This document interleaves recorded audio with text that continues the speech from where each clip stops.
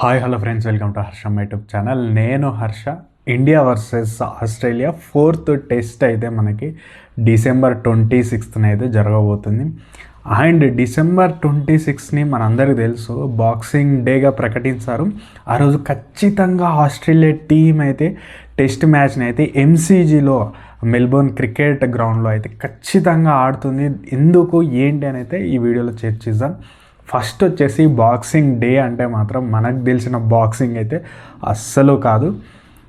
మనకు తెలుసు already December 25th every ఇయర్ని అయితే క్రిస్మస్ డేగా ప్రకటించి సెలబ్రేషన్ అయితే చేసుకోవడం జరుగుతుంది.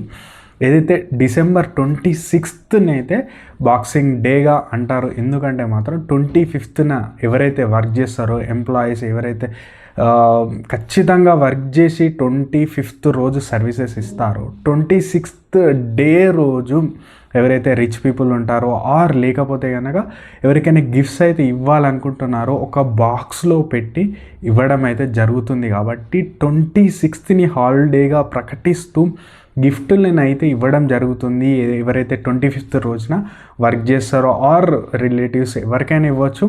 సో అందుకని ఆ డేని బాక్సింగ్ డేగా అనడం అయితే జరుగుతుంది. అండ్ ఆల్సో ఆస్ట్రేలియాకు సంబంధించి ఖచ్చితంగా ఆస్ట్రేలియా ఈ రోజున అయితే ఖచ్చితంగా 26th అయితే క్రికెట్ని అయితే ఆడడం జరుగుతుంది. చాలా ఇయర్స్ నుంచి 1980 నుంచి దగ్గర 44 ఇయర్స్ నుంచి అయితే ఈ డే రోజు 26th రోజు ఎంసీజీలో మెల్బోర్న్లో అయితే ఖచ్చితంగా ఆస్ట్రేలియా అయితే ఒక టెస్ట్ మ్యాచ్ని అయితే ఆడుతుంది. అండ్ ఇండియాకి సంబంధించి ఇప్పుడు చూస్తే కనుక 4th టెస్ట్ మ్యాచ్ వచ్చేసి మనకైతే డిసెంబర్ 26th రోజు అయితే జరగబోతుంది. ఇది చాలా క్రూషియల్ మ్యాచ్ అయితే అవబోతుంది ఇండియాకి. కాబట్టి ఇండియా ఈ మ్యాచ్ని గెలవాలని అయితే అనుకుంటున్నాను.